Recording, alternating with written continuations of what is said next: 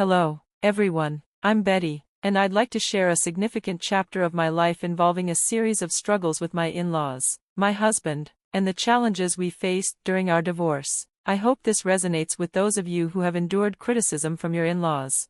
Let me take you back to the beginning. I met Kevin, my now estranged husband, when I was a 20-year-old college student. Kevin was 26, stable, and employed, everything I could have hoped for. Despite our age difference, we quickly fell in love. I've always believed that love transcends age or appearance, so Kevin's age was never a concern for me, but Kevin struggled with it. He often asked, "Why are you with me, Betty? You could find someone closer to your age, someone who might be a better match." But I chose him, and for me, love was what mattered. Age was just a number. Kevin's insecurities ran deep, though. He would press me further, asking, "There must be another reason. It's not usual for someone like you to choose someone like me. What's the real reason?" I reassured him over and over that my feelings were genuine. I wasn't interested in someone my age. I loved him, and that was what mattered. Yet, Kevin's doubts persisted, hinting at deeper issues with his self-worth, likely a reason he had remained single before we met.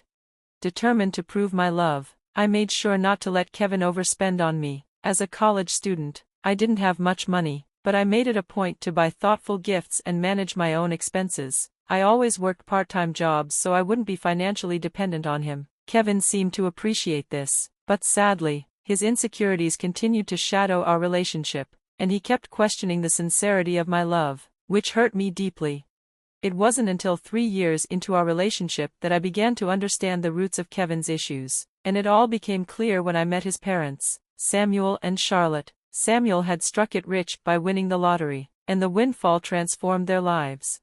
Their newfound wealth led them to buy a lavish home and make smart investments, but it also seemed to fuel a sense of superiority. During our first meeting, Samuel couldn't help but brag, saying, "Not everyone gets lucky like I did. I worked hard, and look where it got me. Do you realize how rare it is to win the lottery? I did it on my first try."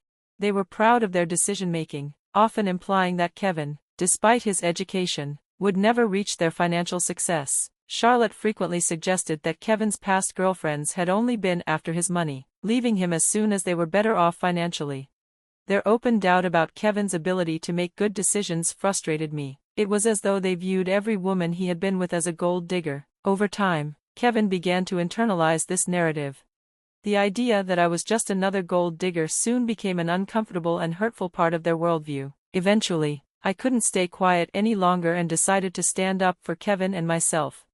"I'm sorry, but I have to disagree," I said firmly. "Kevin has worked incredibly hard to build his career, and he'll continue to do well." Samuel shot back, "That doesn't change the fact that women only want him for his money. What we have is ours, but Kevin co-owns the house. Eventually, it'll be his. Every time these girls see our $350,000 house, I swear they only see dollar signs." I couldn't keep quiet anymore. "I can't speak for Kevin's past relationships, but I'm certainly not here for the money. I love your son, and that's why we're together. I have no interest in your house." Charlotte responded with a patronizing smile. "Don't worry, Betty, it's hard to accept that people can be successful and live in nice homes. You live in a small rented apartment with roommates. Maybe after spending time here, you'll start desiring it too." Their comments pushed me to the edge, and I was about to lose my temper. Kevin heard everything but said nothing, choosing instead to shift the conversation elsewhere. "I married you for your money," his parents declared, their suspicion palpable. "It's strange, though. Why have you never thought about buying a house? Renting or owning should be at the top of your priorities. You've never even brought it up with Kevin. Our house is out of your price range, and you could never afford something like this on your own. Marrying Kevin and settling here just makes sense." Kevin turned to me, his face a mix of confusion and doubt. "Yeah, Betty, why would you marry me? You might say you love me, but I think there's more to it than just that." Their words left me speechless. All the love and affection I'd felt for Kevin seemed to evaporate in an instant. His parents' accusations hurt, but it was Kevin's agreement that truly cut deep. In that moment, I made up my mind. I would end our marriage. I didn't act on it immediately, though. I waited for the right time. Once we were back home, I contacted a lawyer and began the divorce process. He assured me that everything would be finalized within a week. Meanwhile, I moved into a separate room, giving myself the space I needed. Kevin assumed I was just cooling off, oblivious to my true intentions. When the divorce papers were ready, I packed my things and left. Kevin, clearly panicked, called me in a frenzy. I told him to meet me at a specific address and to bring his parents along. Though confused, he agreed. When they arrived, I was waiting for them on the porch of a grand house. Their expressions changed as they took in the sight before them. "I'm sure you're wondering why I brought you here," I said, gesturing to the luxurious property. "It's a beautiful house, isn't it? Worth about $3 million in today's market, quite a bit more than you might have expected from me." The setting was my way of making a statement. I was determined to show them that their accusations and suspicions were completely unfounded. I wasn't the person they believed me to be, and I was going to prove it in the most unforgettable way. "But it's worth every penny," I added, motioning to the opulent interior of the house, complete with furniture worth millions. "What is this place, Betty? I don't understand why you're here," Kevin asked, his confusion growing. "Why don't you come inside, and we can talk properly? I can't explain everything while we're standing out here," I suggested, brushing off their astonishment as I led them inside. They followed me, eyes widening as they took in the extravagant decor. Once we were seated on plush sofas, I took a deep breath, ready to address the elephant in the room. "I've made a decision," I said, pulling out the divorce papers. "I've filed for divorce, and we can proceed with an uncontested divorce if you agree." Kevin's face twisted with confusion. "What? Why would you do this?"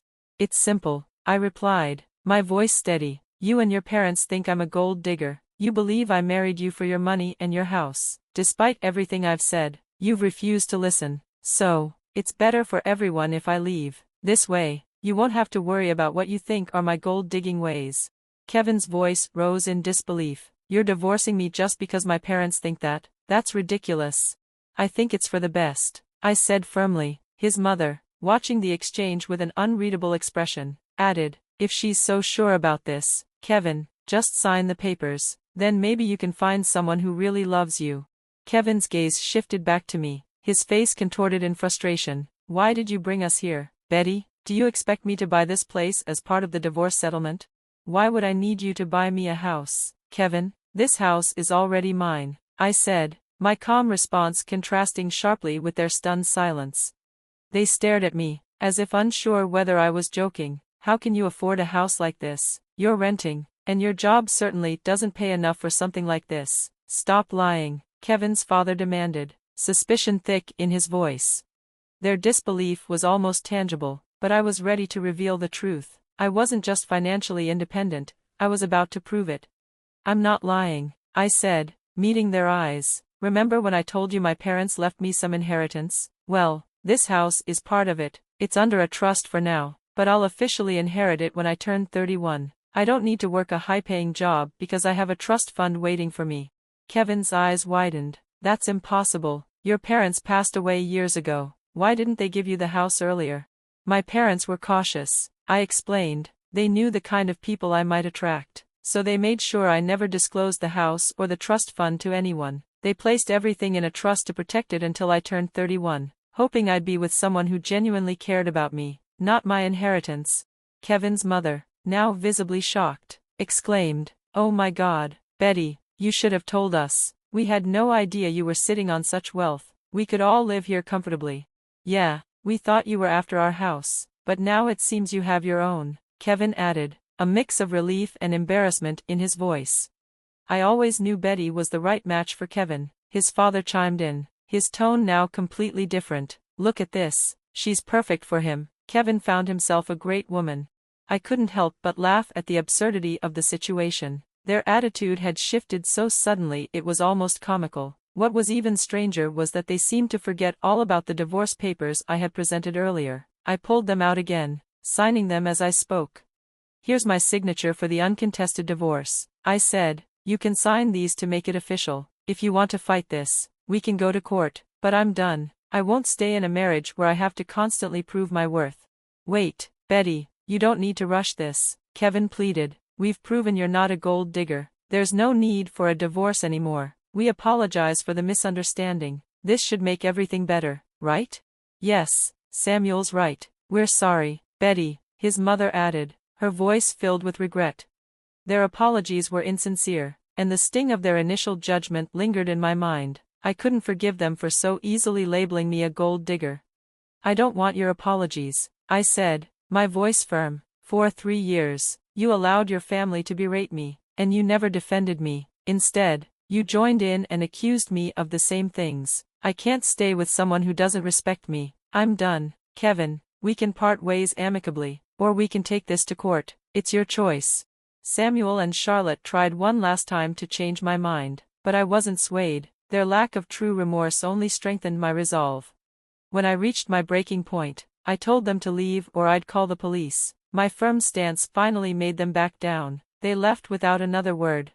Over the next weeks, Kevin and his parents continued to harass me, begging me to stay. They offered bribes, hoping I'd change my mind. Their belief that money could sway my decision only made my anger grow. They still saw me as someone motivated by financial gain. Since Kevin co-owned the house with his parents, I was entitled to half of his share, which only fueled their desperation. Despite their relentless attempts, I stayed firm in my decision. I moved my belongings to my parents' house, asserting my right to stay there until everything was officially settled. Kevin continued trying to reach me, even attempting to confront me at work, but I'd already informed security, and they escorted him out. Despite everything, Kevin refused to sign the divorce papers, holding out hope that I'd reconsider. Nearly a year has passed, and the situation remains unresolved. Since initiating the divorce, I've thrived on my own. I've found happiness and financial stability, and though I've gone on a few dates, I'm not looking for anything serious right now.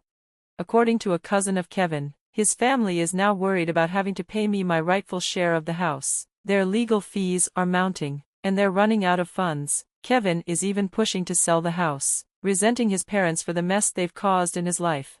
At this point, I don't care about their problems. My only goal is to be free from their toxic grasp and move forward with my life, leaving all the chaos behind.